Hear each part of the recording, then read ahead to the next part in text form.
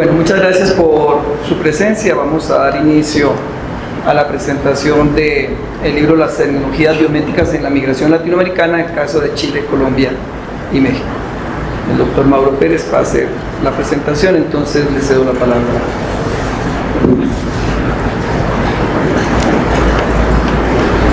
En diciembre del año pasado tuvimos una reunión con el Instituto Nacional de Migración. Por mi trabajo, en este momento me toca ser presidente del Consejo Ciudadano del Instituto Nacional de Migración. Y nos reclamaban algo interesante los del instituto. Nos decían, ¿por qué hay tantos esfuerzos de sociedad civil, de la academia, de organismos internacionales para atender la migración irregular? ¿Por qué tanto esfuerzo? ¿Por qué comunicados? Eso nos decía el comisionado Francisco Garduño. Yo les decía, tan importante es que al menos el año pasado hubo por lo menos 4 reuniones oficiales entre el gobierno de Estados Unidos y el de México para únicamente atender la migración irregular. Solamente para eso. Y hacemos la reflexión, ¿por qué? ¿Por qué tanta insistencia del gobierno de Estados Unidos, tanto dinero, tanta reunión en atender la migración irregular? Y me hizo mucho sentido con el libro. Cuando empecé a leer la introducción, empecé a leer, hay una palabra interesante y sobre esto quiero hacer la reflexión, por el miedo. Y ahorita voy donde hago la reflexión con el libro. Muchas gracias al doctor Fernando Neira por darme el privilegio de presentar su libro. Gracias por la oportunidad de platicar con todas y todos ustedes. Bienvenidas, bienvenidos, quienes están aquí presentes, que nos acompañan a través de las plataformas digitales.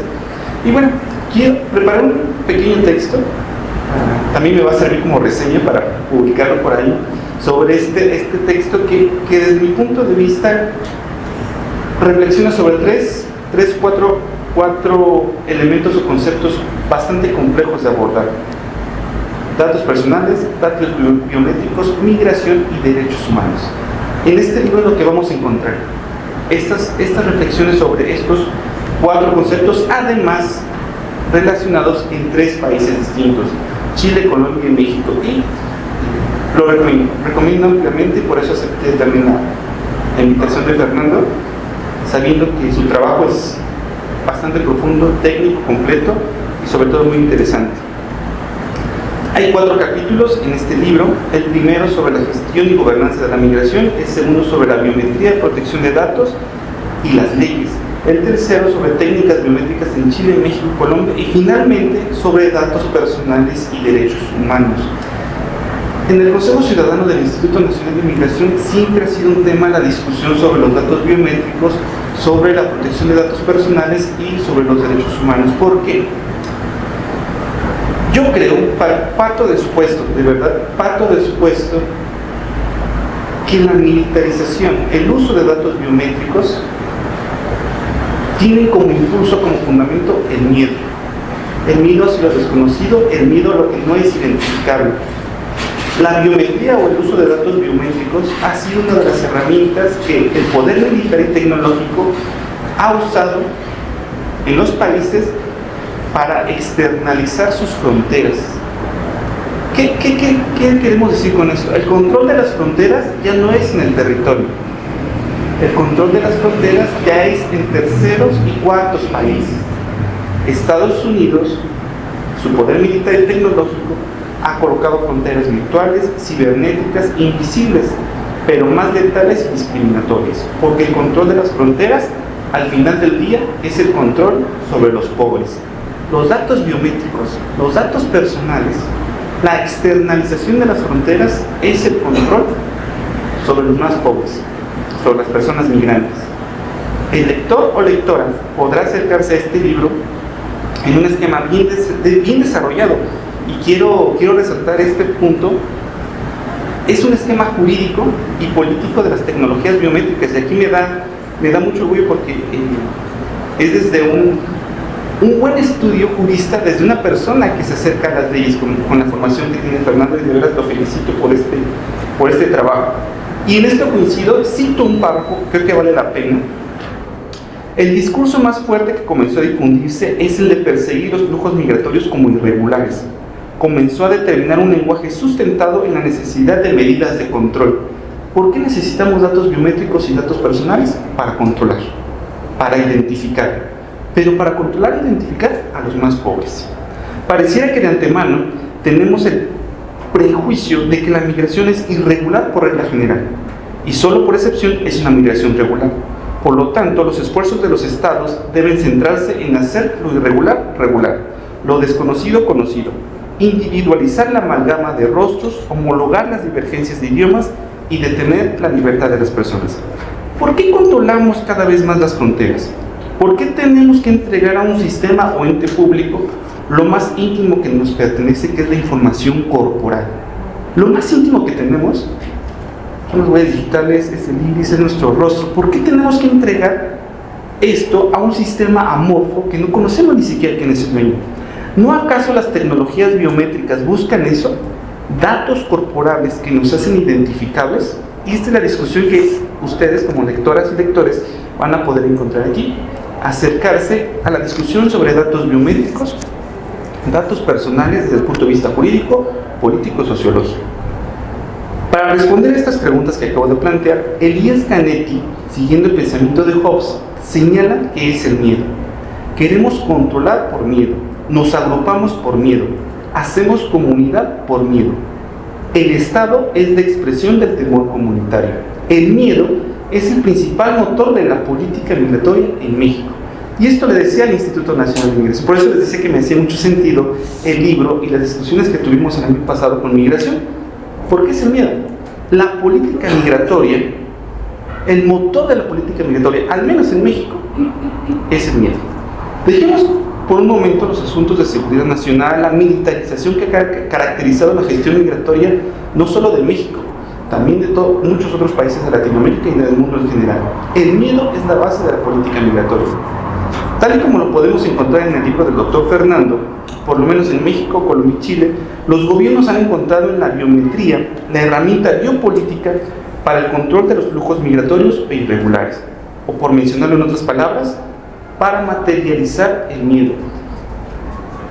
Sí, el año pasado tuve la oportunidad de ir a Cancún, al aeropuerto, a hacer un monitoreo en los aeropuertos de Cancún. ¿Saben ustedes que el control biométrico es más sencillo para las personas que vienen de Estados Unidos y de Europa? No sufren, entran por su pasaporte electrónico y pasan. ¿Cuál es la contención que hace no solamente de los datos corporales, sino del cuerpo en sí mismo para las personas que vienen de Sudamérica? Es bien distinto cómo ingresa una persona de Estados Unidos y de Europa, cómo ingresa al país una persona que viene de Colombia, por ejemplo. Roberto Espósito señala: casi pareciera que la muerte, lejos de limitarse a amenazar desde el exterior la soberanía, surgiese de su mismo vientre, que la soberanía naciese muriendo o solo para demorar una muerte inminente. Así, el miedo nace desde dentro de los países, bajo la consigna de la soberanía. Para ello, alejamos la frontera del territorio, para que la persona extranjera no pueda ingresar. De verdad, las fronteras de Estados Unidos están en México, están en Guatemala, están en Colombia. Estados Unidos ha externalizado su frontera a través de las herramientas biométricas. El Estado, como entidad pública, busca controlar el flujo irregular, ponerle orden, enfrentar con tecnologías inteligentes, entre comillas, lo que puede ser una amenaza para su territorio. Y en esto coincido, voy cerrando, en esto coincido con lo que dice Fernando al principio de su libro. Todo esto surge y se recrudece después del 11 de septiembre. Después del 11 de septiembre tenemos miedo de las personas extranjeras. Después del 11 de septiembre es un avión y vemos a una persona de Medio Oriente y nos da miedo. No entendemos su lenguaje y nos da miedo. Y esto se recrudeció por el discurso de odio, el discurso discriminatorio, el discurso policial y militar contra las personas extranjeras inmigrantes. Volvamos a Roberto Espósito. Si se toma en consideración el Estado nazi, puede decirse indistintamente, como hace Foucault, que fue el viejo poder soberano el que utilizó en su favor el racismo biológico, surgido inicialmente en su contra, o bien por el contrario, por el nuevo poder biopolítico. Se valió del derecho soberano de muerte para dar vida al racismo de Estado. Me parece que esto es, lo hemos platicado muchas veces con el Instituto Nacional de Migración. En términos académicos, estamos migrando de un racismo de Estado a un racismo biológico. Porque esto, los datos biométricos, sirven para identificar. Una vez que se identifica a la persona, tenemos su información y ya el cuerpo lo desechamos. ¿Por qué? Porque ya tenemos los datos de la persona. Tenemos sus nombres en las estaciones migratorias, tenemos los nombres de las personas que murieron en Ciudad Juárez hace un año, pero ya sus cuerpos ya no están. Es indispensable continuar profundizando en temas técnicos como es la protección de datos personales, tecnologías biométricas y el impacto en poblaciones en situaciones de vulnerabilidad como son las personas migrantes y refugiadas. El avance de la tecnología, en conjunción con la militarización de las fronteras, hace que la reflexión ética y jurídica de los dispositivos biométricos sean cada vez más necesarias. Valoramos mucho los esfuerzos académicos como el que encontramos en este libro, que altamente lo recomendamos, y que comentamos, las tecnologías biométricas en la migración latinoamericana, en el caso de Chile, Colombia y México. Tenemos un problema cuando lo único que buscamos de las personas migrantes y refugiadas son datos. Y este problema se recrudece cuando lo único que se quiere registrar son las huellas y el reconocimiento facial. Lo único que pide un banco, el INE, cualquier institución de gobierno es nuestra huella digital y el rostro. Es lo único. No le importa el nombre, no le importa la historia, no le importa la persona en sí misma. Los planteamientos que nos presenta el doctor Fernando nos encamina a revisar la actuación del Estado y tener cuidado de no estar ignorando un racismo biológico y un racismo de Estado en contra de las personas migrantes y refugiadas. No se requiere del cuerpo en sí, sino de las partes, porque un dato biométrico, un dato biológico, el rostro, la huella digital, el iris, es solamente una parte de todo que es la persona.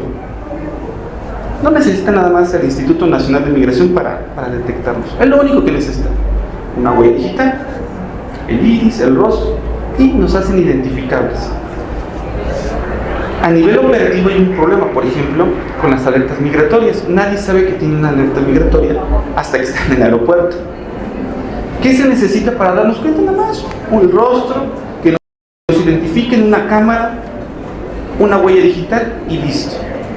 En cuanto tenemos eso, las personas pueden ser deportadas sin ningún problema. Es una oportunidad para que nos acompañen. Qué bueno que nos acompañen personas jóvenes, personas interesadas en temas migratorios y sobre todo más especializados en temas tan técnicos como es la tecnología biométrica en la migración y los datos personales. Entonces, decía yo, no se requiere del cuerpo en sí, sino de las partes. De verdad, lo único que necesitan las autoridades es la parte de un todo, para poder detenernos, para poder expulsarnos, para poder invisibilizarnos. El cuerpo en sí será detenido en la frontera. Interesante, porque tenemos el dato en las bases del Instituto Nacional de Migración, tenemos la información en el gobierno de Estados Unidos, pero ¿dónde está el cuerpo? Está en Guatemala, está en Colombia, está disociado de la información. Incluso lo que pasó en Ciudad Juárez hace un año, se pierde el cuerpo, se pierde la persona, pero el dato se mantiene. Este mecanismo que nos hace únicos. Recomiendo entonces la lectura del libro, lectura, estudio y análisis de este libro, Las tecnologías biométricas en la migración latinoamericana, del doctor Fernando, quien ha sabido problematizar y armonizar los tres conceptos referidos al principio de esta reflexión: datos personales, tecnologías biométricas y migración. Y el plus es que lo hace a través de en diferentes sistemas jurídicos, que es en Chile, Colombia y México. Esta es una reflexión que escribí, la verdad me gustó mucho y me apasioné mucho cuando estaba escribiendo esto, y para esto voy concluyendo, porque me gustaría también que las palabras de Fer, y si hay aquí alguna pregunta, algún comentario, porque es muy necesario el estudio jurídico ético del uso de los datos biométricos, la protección de datos personales, sobre todo de personas migrantes y refugiadas en una situación de vulnerabilidad. No sé si ustedes sepan, yo les preguntaba al Instituto Nacional de Migración, ¿para qué usamos los datos de las personas migrantes? ¿Para qué queremos su huella digital? ¿Para qué queremos su fotografía? Nada más para hacerlos identificables. Porque partimos del supuesto que son una amenaza. porque partimos del supuesto que es un enemigo, porque partimos del supuesto que es algo extraño y no lo necesitamos o no lo queremos en nuestro país. Partimos de ese supuesto y esto le puede pasar a cualquier persona extranjera. Entonces, muchas felicidades, Fer, por el esfuerzo, muchas felicidades por el trabajo, muchas gracias por la invitación y bueno, les recomiendo de verdad altamente este estudio, porque es un estudio de una lectura sí técnica, se necesita cierto esfuerzo porque es muy técnico, pero de verdad una vez que uno le encuentra el sentido, es una lectura que de verdad nos da para muchas reflexiones. Yo me centré nada más en esto porque son las problemáticas que yo veo día a día con el Instituto Nacional de Migración. Se los recomiendo ampliamente para posteriores estudios. Falta muchísimo más que estudiar. Hay que incorporar el tema de la seguridad nacional. Hay que incorporar, estamos también próximamente trabajando en un texto junto con Fernando sobre el Registro Nacional de Personas Extranjeras Detenidas. En este momento, por ejemplo, no podemos saber cuántas personas tiene detenidas el Instituto Nacional de Migración en tiempo real. Si una persona la detiene en migración, no sabemos a dónde la lleva. Y el único mecanismo que tenemos para localizar a una persona son los datos personales. Y si nuestros datos personales son usados para otros fines, ¿se imaginan? En fin, felicidades, Fernando, de nuevo por el trabajo y pues muchísimas gracias por la invitación. Muchas gracias.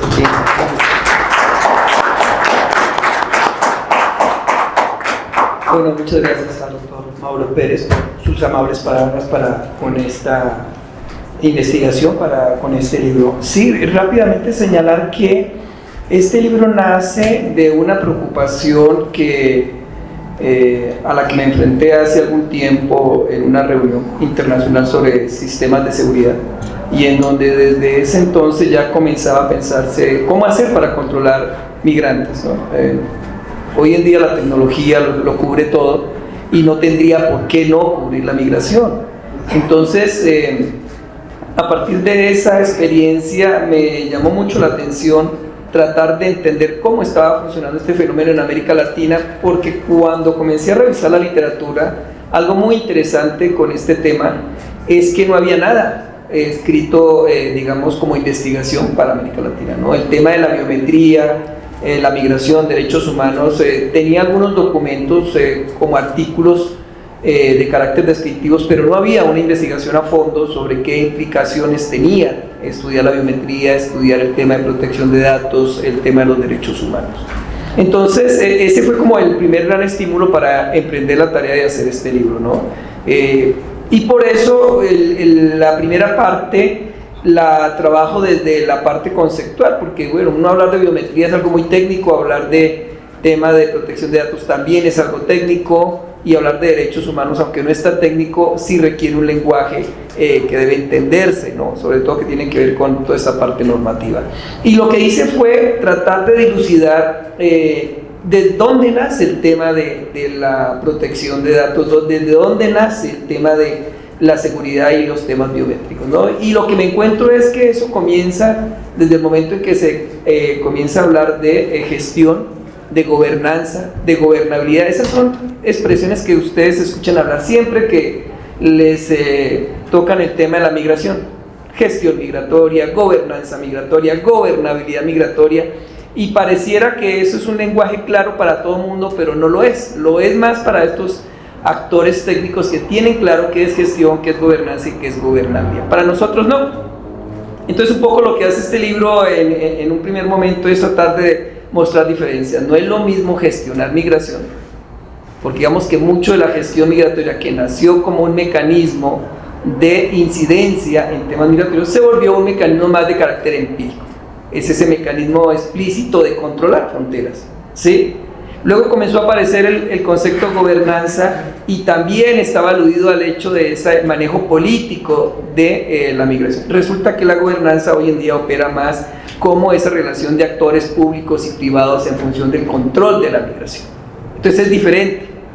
Y luego nos encontramos con el concepto de gobernabilidad, y aquí es donde entonces viene la gran discusión, porque lo que nosotros estamos viendo es que en América Latina en general y en México en particular, la crítica es: ¿qué gobernabilidad hay de la migración?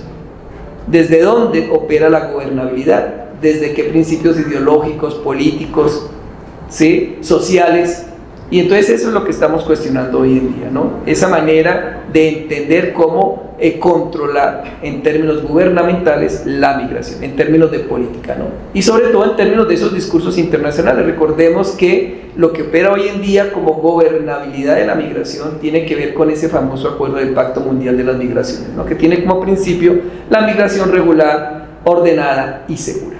Entonces, desde ese parámetro, junto con lo que fue los atentados del 11 de septiembre, la tecnología cae como anillo al dedo, ¿no? Entonces es el mecanismo efectivo para que funcione la gestión como ese acto de controlar a un individuo, de si pasa en un país, de hacer una gobernanza en términos de qué instituciones se involucran en el manejo de esos individuos de las fronteras, y entonces comenzar a configurar una gobernabilidad en el sentido de cuál es la política internacional, cuáles son los parámetros que deben guiar el control migratorio en los países, en las regiones y desde qué perspectivas. Y esos conceptos llevaron a entender, el libro hace un análisis de instituciones, quiénes hicieron efectivo ese discurso de gestión, gobernabilidad, gobernanza.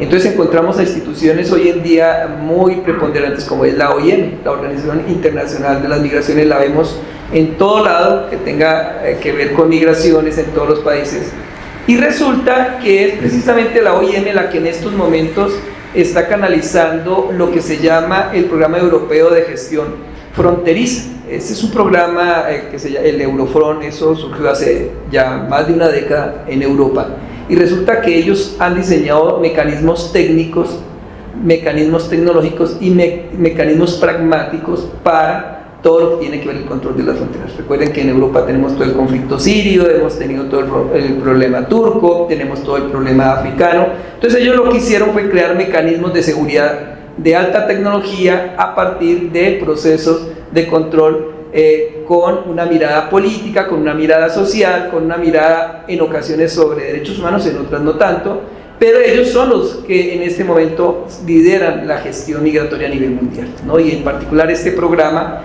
europeo es el que, por ejemplo, hoy en día tiene 4 proyectos experimentales en la frontera entre Bolivia y Argentina, en la frontera entre Colombia y Ecuador, en la triple frontera que hay entre Paraguay, Argentina y Brasil, y hay otro proyecto más que se está haciendo desde el lado de Chile con Perú. Entonces es poner en práctica sistemas tecnológicos en donde se usan estas fronteras como un ejemplo para replicar lo que están haciendo en Europa para controlar europeos, esta migración asiática y esta migración derivada de los conflictos que hay en Europa, sobre todo con lo que tiene que ver con la migración siria, ahora con la migración ucraniana. Entonces los europeos en eso nos llevan ventaja, y un poco lo que yo quería era trasladar esas discusiones, esos discursos, esas prácticas a lo que nosotros hacemos en América Latina. En el fondo este libro lo que busca es eso, ¿no? Cómo nosotros como América Latina estamos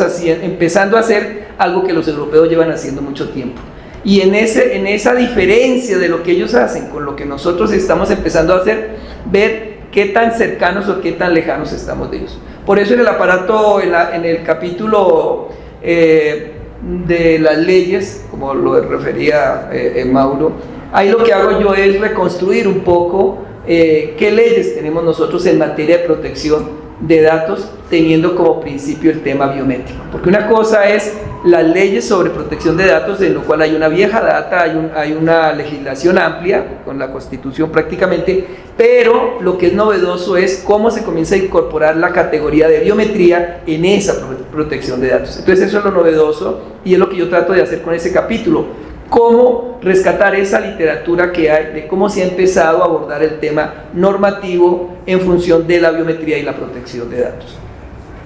Luego me centro en un tercer capítulo que lo que busca es mirar, bueno, si estamos hablando de biometría, ¿qué es la biometría? Ya creo que Mauro refirió sobre eso, como todo este control corporal, toda esa identificación corporal como una identificación personal, ¿sí?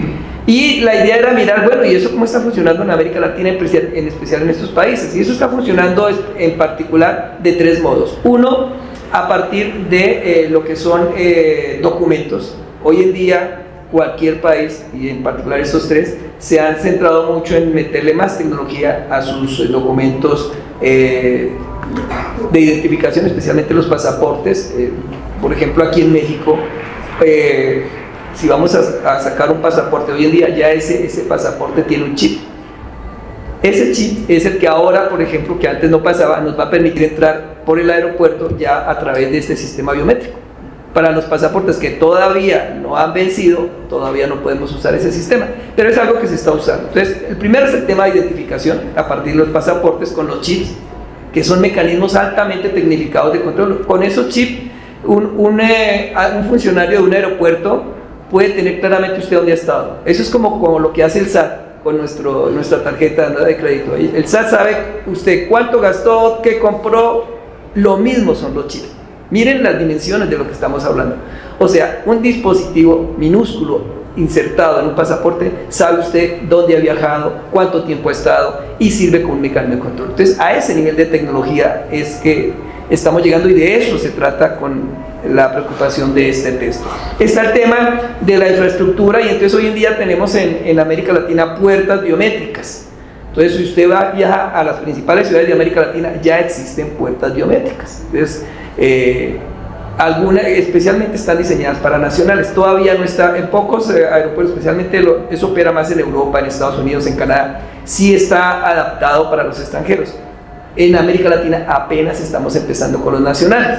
Sí, fíjense, México, con todo lo avanzado que es, apenas está diseñando el sistema para nosotros los mexicanos. En Colombia es muy interesante porque en Colombia ellos desarrollaron un programa que se llama el BIOMIG, y el BIOMIG lo desarrollaron por la migración venezolana. Entonces se vieron obligados a captar todo ese flujo migratorio, y Europa les dio dinero para que comenzaran a aplicar este sistema de control biométrico. Y eso lo hicieron las organizaciones civiles, lo cual es un ejemplo muy interesante y que diferencia lo que ha pasado en México con lo que pasa en Chile. ¿Sí? Entonces, el tercer elemento interesante aquí es que una vez que entra a operar la parte biométrica, el control en las fronteras, viene el proceso que es más reciente y del cual también dio cuenta Mauro de manera muy importante, que es cómo el Estado, cómo las organizaciones civiles, todos los actores, entonces comienzan a pensar cómo normar eso, cómo problematizar ese vínculo entre biometría, controles fronterizos y la parte legal, y sobre todo asociado al tema de los derechos humanos. Entonces ahí es donde apenas estamos empezando a hilar cosas, y es por eso que este trabajo en ese sentido quiere aportar también un elemento de análisis, ¿no? Por ahí había toda una veta de investigación. Y el último apartado, pues obviamente tiene que ver con protección de datos, ¿no? Que si tenemos bases de datos, si se están generando bases de datos a nivel nacional e internacional, ¿qué pasa con esas bases de datos? ¿Quién las controla? ¿Cómo las manejan? ¿Qué capacidad tienen? ¿Quién financia eso? Ojo, en este momento quienes están financiando esas bases de datos son Estados Unidos y la Unión Europea, porque ellos son los que tienen los sistemas para captar esos datos biométricos. Entonces los gobiernos de América Latina lo único que les queda es comprar esas tecnologías, ¿sí?, con la situación de que queda en potestad de estas grandes compañías el control, el manejo y el uso que se den de estos datos. Entonces no es un tema menor.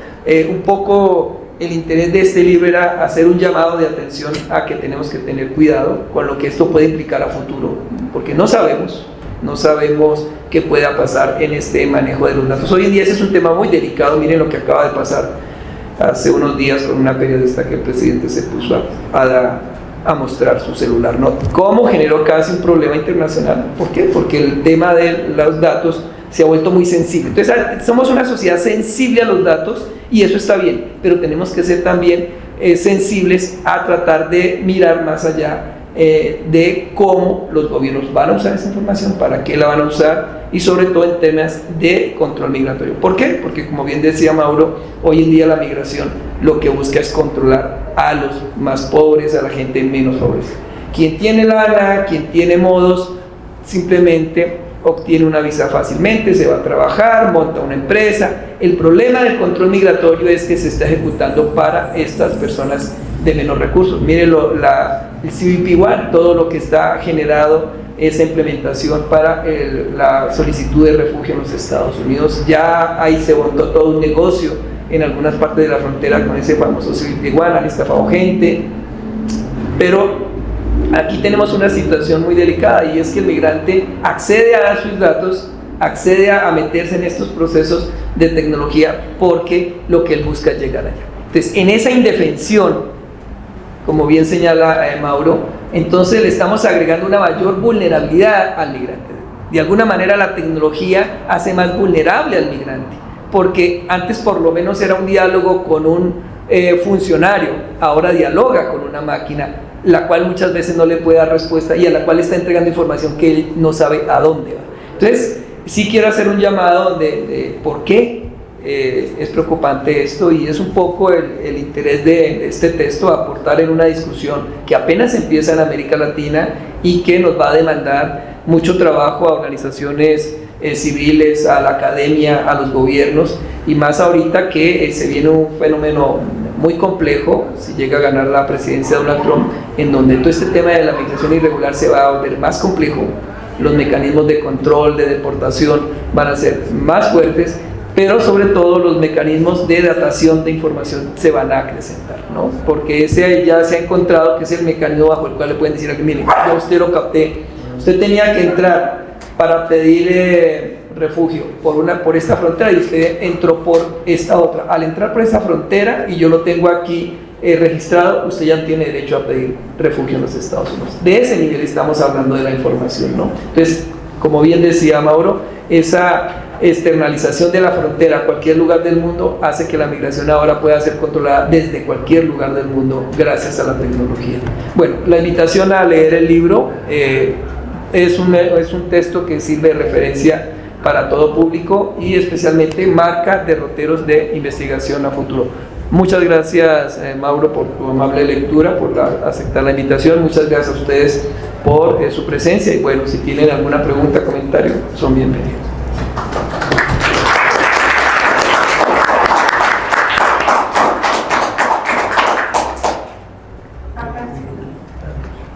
Buenas tardes. Buenas tardes. Felicidades a los dos. Mi campo de acción es sobre todo genética de poblaciones. Y este tema es particularmente sensible desde el ángulo ético y de prevención de problemas. Te haré tres preguntas, espero que no sean demasiadas. Una, ¿esta propiedad intelectual o genómica o de datos, a quién se queda? ¿Al país? ¿A instituciones públicas? ¿A instituciones privadas? Cada quien hace lo que sea. Eso es importante porque, a fin de cuentas, estos datos biométricos servirían para identificar, por ejemplo, cadáveres o restos humanos, pero no se está tomando ADN. Entonces no sirven esos datos para restos humanos, ni siquiera modernos. Es importante las migraciones porque para el campo genética de poblaciones es muy relevante tanto el mestizaje como predisposición a padecimientos. El iris, por ejemplo, la lectura del iris o los huellas digitales, clarísimo, se alteran cuando hay problemas cromosómicos. Y este tipo de datos, con problemas cromosómicos alterados en el número de huellas digitales o de iris, hacen susceptible un comercio terrible de órganos de personas con este tipo de situaciones. Entonces el problema no se centra nada más en esto, va muchísimo más allá, sobre todo de quién es el dueño de estos datos. Y si en un momento dado nosotros mexicanos vamos a Panamá, por ejemplo, recién estuve por allá, y también todos los datos vayan, ni siquiera aquí me preguntaron tantas cosas, ni tomar tantos datos como allá. Iba a ir a una convención, esos datos se quedan allá. Y sí, ¿con qué derecho? La otra situación es si la falsificación del INE, de la credencial para votar, y es una absoluta iniquidad e inequidad. A mí en lo personal me robaron los datos personales. Tengo 2 años y medio tratando de esto y no se ha hecho absolutamente nada. Nada. Michoacán. ¿De qué sirve todo esto? Salvo para ese control, pero lo más importante es quién es el dueño, dónde se quedan esos datos, esos repositorios de datos, que pueden ser útiles para. Por ejemplo, ¿por qué en los hospitales no se toman esos datos? para prevención de salud. Es decir, si hay algún campo de esto, creo que es un campo mucho más importante que otras partes, porque es innegociable de nuestro económico. Muy bien. Muchas gracias por tus preguntas muy interesantes. Si me permiten, voy a darle paso a Mauro para la primera, porque me parece que es una pregunta muy a tono para lo que él viene investigando. Y la segunda, si te parece, yo la contesto. Sí, muy brevemente, también para ir concluyendo con tiempo. No sé de quién sea en este momento la unidad administrativa, el ente, el servidor público, la institución. Yo les puedo decir, es el Estado. Pero, ¿quién es el Estado? El Estado está una cosa amorfa. ¿Dónde está el Estado? Este es el Estado. ¿Quién es el Estado? El presidente, el gobierno, la Cámara de Diputados. ¿Dónde está el Estado? ¿No? Y es una concepción ética y política y muy compleja.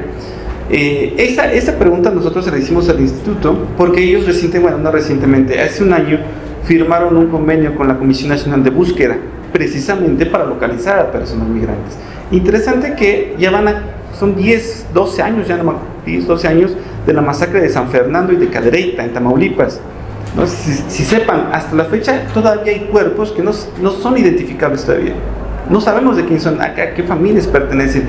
Y todavía, incluso el año pasado, ahí en nuestra institución donde trabajo, fueron precisamente a la recolección de datos para ver si hacían coincidencia con los cuerpos que estaban, que tiene todavía en su poder los cuerpos, los datos que tiene en este caso la Fiscalía, ¿no? Entonces, sí, y es una pregunta, no sé, la verdad no sé en dónde están los datos, a quién le pertenecen los datos. Se supone que tenemos estos famosos ARCO, derechos ARCO, de acceso, rectificación, oposición, pero no sé realmente dónde están los datos, quiénes, no lo sé.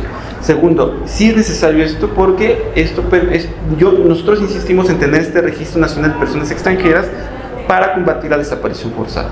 Muchos migrantes desaparecen aquí y no sabemos si en manos de la policía municipal, estatal o federal, de las autoridades federales, porque no sabemos. Una autoridad asegura a una persona y sabrá Dios. Y peor, una persona migrante que no tiene documentos, que se los perdieron, que se los robaron, porque así van en el que me lo traen copias, simplemente se lo rompen. ¿Y quiénes son quienes más se benefician? El crimen organizado, como pasó en San Fernando y como pasó en Cadereyta. Entonces, doctor, no sé de verdad quién tiene poder estos datos, no sé. Sí insistimos en que aspectos éticos es importante para localizar personas, para ubicarlas, para evitar la desaparición de personas, pero también es importante el manejo ético y jurídico de los mismos para saber quién tiene y para qué son usados. Porque el Instituto Nacional de Migración también, salió en las noticias, firmó un convenio de colaboración para intercambiar información con no me acuerdo cómo se llama, la institución migratoria de Estados Unidos, para identificar personas, para saber dónde están. Entonces, excelente pregunta, pero perdóname por no saber la respuesta y no saber qué decirle, pero yo no sé. En este momento, si ustedes me preguntan dónde están esos datos personales, no lo sé. Sí, muy bien. Sí, yo creo que es difícil responder, pero digo, en teoría, los datos son del Estado, porque el Estado los capta bajo ciertos mecanismos y le pertenecen al Estado. Pero aquí hay una situación muy interesante. Como las tecnologías que usan el Estado no son del Estado, es decir, son tecnologías transnacionales, entonces esa información no queda en el Estado. O sea, yo soy dueño potencial, pero no real, ¿sí? Porque eso lo hemos visto a través de diferentes casos. Bueno, por el celular mismo. Ustedes han tenido la evidencia de que aquí metemos todos por Wi-Fi, tenemos toda nuestra información, el WhatsApp, y de un momento a otro aquí uno habla con alguien de cualquier cosa y de pronto comienzan a llegarle a una información de eso. Y dije, ¿pero cómo? ¿Por qué me está llegando eso? Esa es una muestra de que esto es mío, o sea, y me pertenece, ¿no? La cuenta le pertenece a Telcel o le pertenece a AT&T, pero la información no nos pertenece. Eso pasa con la biometría, es decir, el Estado la capta, crea las bases de datos, pero como la tecnología es extranjera, ellos finalmente son los que manejan. En este momento, por ejemplo, México comparte con Estados Unidos más de 70 millones de datos de migrantes dentro de estos marcos de seguridad bilateral, y entonces uno dice, bueno, y entonces, ¿dónde está mi seguridad, no? Pasó con Colombia cuando captó toda la información de los venezolanos, mucha esa información quedó en las bases de datos europeas, que fueron los que financiaron Alemania, el consorcio alemán fue el que financió captar esos datos, ¿sí? Ahora, tenemos otro problema. El Estado es algo relativo, porque dependiendo de quién gobierne ese Estado, también es el manejo de la información. Y aquí entramos en temas políticos, en temas ideológicos, todo lo que eso implica también para el control de las personas. Y el otro tema rápidamente importante que tú señalas es el tema de la identidad y la identificación. Ese es el otro problema con la biometría, porque yo puedo captar cuando un individuo venezolano llega allá a la frontera colombiana o cuando llega a la frontera chilena, él se identifica con los papeles que tiene. El funcionario que capta la información se atiene a esas informaciones que le da con ese documento, pero no necesariamente esa identificación es su identidad.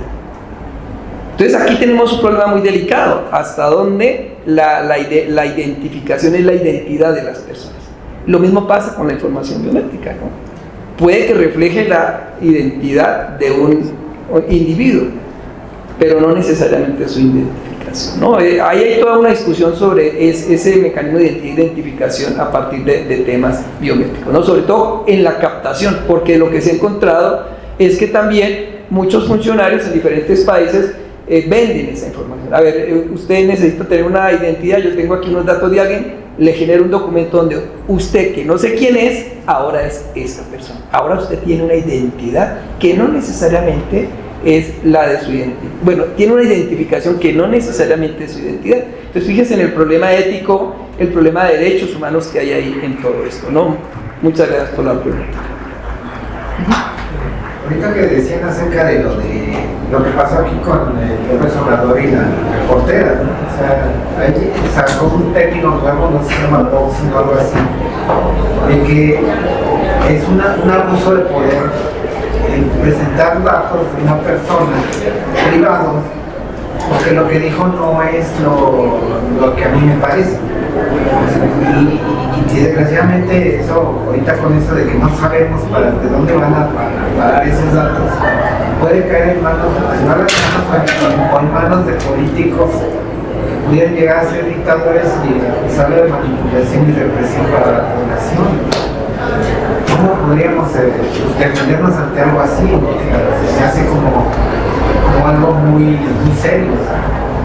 Sí, mira, yo ahí lo que te diría es que por eso es tan importante lo que señalaba Mauro y un poco lo que abordamos en este libro de ampararnos en derechos humanos, ¿no? Ahorita toda la parte normativa, lo que logremos consolidar como mecanismos de protección de derechos humanos a partir de leyes que los hagan cumplir por este uso de datos, por la protección de datos, es como el trabajo que estamos empezando a realizar desde la academia, desde las organizaciones civiles, precisamente tratando de defender derechos, tratando de buscar protección de esos datos, ¿no? Por ahí es todo lo que se hace con esto que hacemos desde la academia y desde las organizaciones civiles.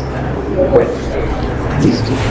Bueno, sí, también, bueno, lo que han estado diciendo es que también, digo, no es derecho para nosotros, personas, que eso es cosa de nosotros, de manera individual.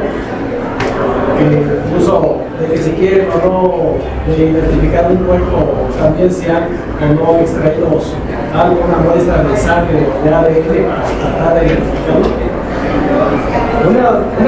Recuerdo una anécdota que hace ya mucho tiempo se usó, pero de manera como para identificar a un antepasado de alguien. Cuando dice que se encontraron los restos y uno ve que hace cómo era esa persona, pero que extrajeron todo algo y buscaron a quien podía ser su descendiente directo de un hombre que vivió hace más de 1000 años.